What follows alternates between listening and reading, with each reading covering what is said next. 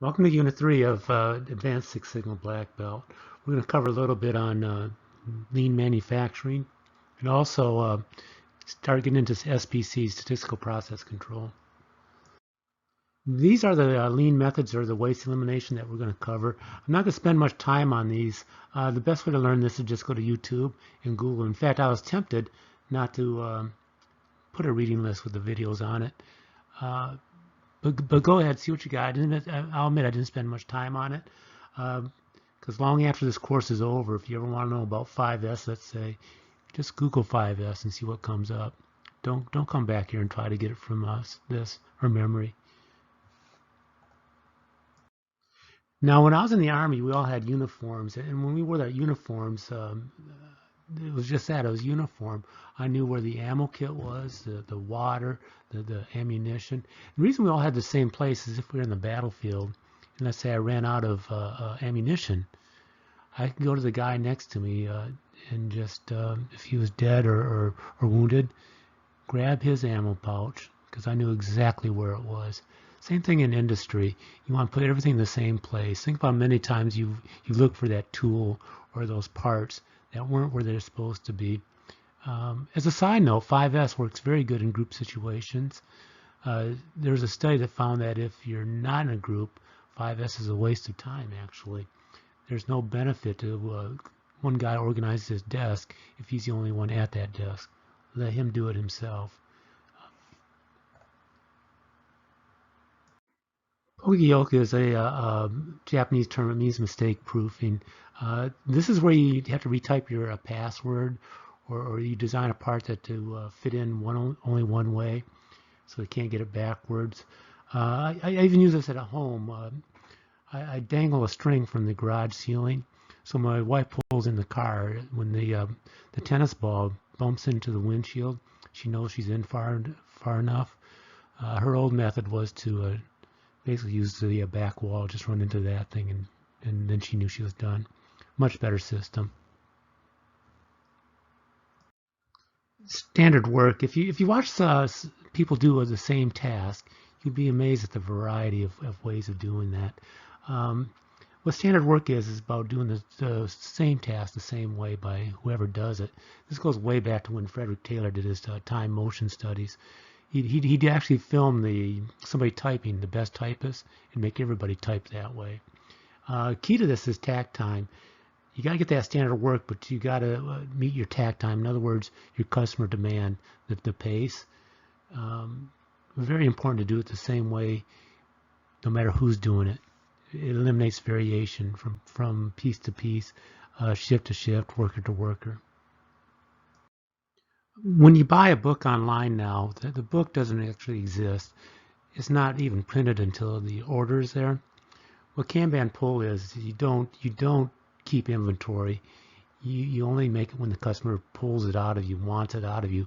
A good example is like go to a grocery store and watch all the stock dairy milk cartons.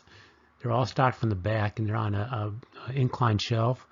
So they don't actually stock the milk until there's a space in the back, and that keeps the proper amount of inventory, and none of the milk goes bad because first in, first out. So what you want to do is wait till the customer pulls it, and then you supply it. Cycle time is the amount of time it takes to complete a task, and then just move that whatever it is you're doing through the process.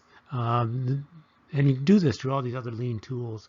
It's very important that you meet the tact time, like we were talking about earlier. Cycle time reduction, critical to pleasing the customer.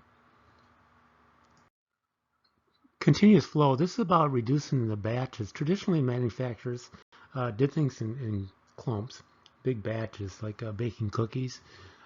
Continuous flow is basically one piece flow. Make one piece at a time and keep on rocking with it. I'm actually going to make a video. I couldn't find one like I really liked, so I'm going to make a video on this. That'll explain a little bit better, I hope. Back in the old days, the automotive industry would take about 2 weeks to change over lines from one model year to the next. So basically the factory shut down for 2 weeks. Nowadays, is practically invisible. You can't tell the difference between this year's model and next year's model. It just happens seamlessly. Um, by just looking at it, you can tell that this is not value added. The customer's not going to pay for long setup times. They're paying for the product or service. So the best thing to do is get rid of it, reduce your setup times as much as possible. Well, it's beyond the scope of this class, but we always made it into a project, a used Microsoft project. We focus on the critical path. Reduce that, we reduce our cycle times. Very, very, very important. I know of one company that saves $14 million a year just by reducing their setup times and attacking it.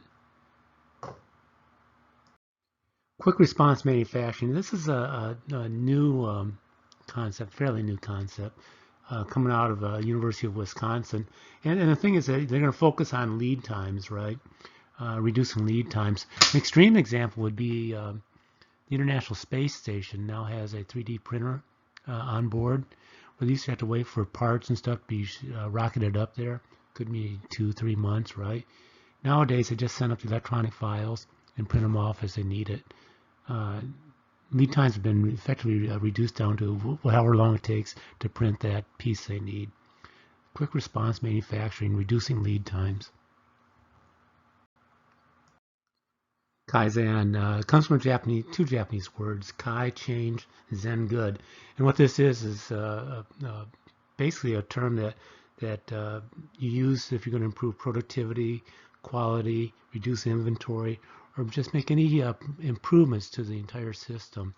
There's a couple types. There's continuous improvement, where you just make the changes as they come along. Or if you're going to make a major change, you might have what's called a Kaizen blitz. You come there and just do a major overhaul of the entire work cell system or whatever.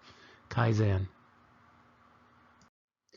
In 1986, a guy named Goldratt wrote a book called The Goal, and in it he basically said that in a process there's something that's going to be a bottleneck or a constraint that they'll control the pace of your output.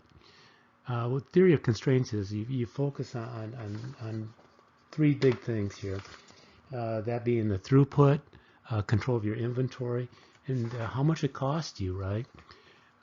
And you got to work on that to get that throughput through, reduce inventory, and reduce cost.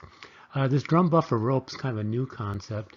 There are some constraints that you just can't change. They're going to go as fast as they can. And that's going to control the beat or the drum. Think of takt time here. This is how fast it's going to output. Now you want to keep that going at full speed. That's your constraint. Got to keep it going full speed. And although you don't like work in process, the buffer is basically the whip that feeds the drum. You want to keep that stocked enough so the drum doesn't have to wait for the inventory to go into it, the inputs to go into it. All right, and the rope actually goes one step above the buffer, and basically that goes back to the pull system. You can go, even though you got the constraint, you're going to try to go back to the pull system, the Kanban system that we had. So that's the drum buffer rope. And how it applies to theory of constraints. Keep the bottleneck, keep the constraint going at full capacity as fast as it can.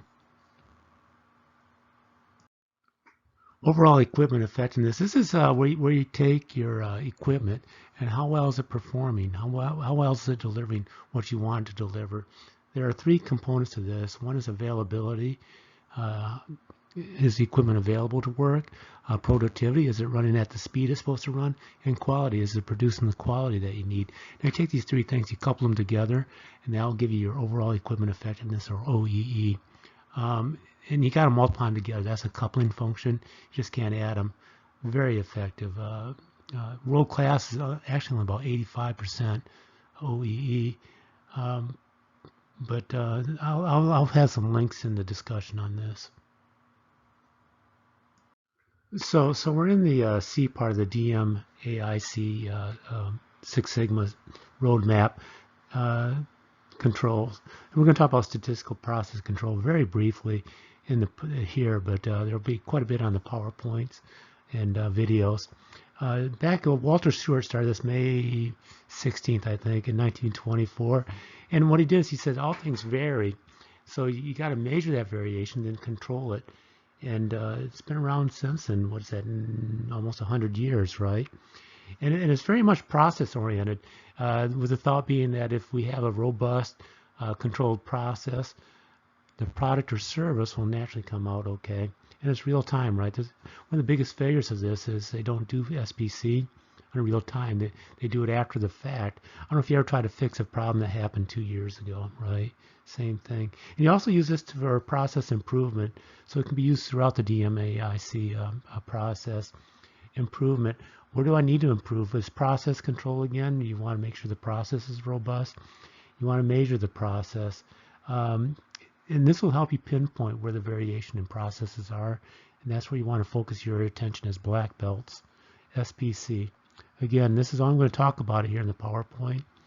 But there's quite a bit on videos. I'll give you a handout that I use to teach the one-day course.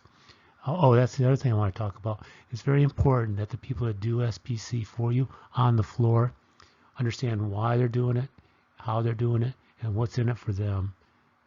That's ultimately who it's for. It's for the people who have control of the process.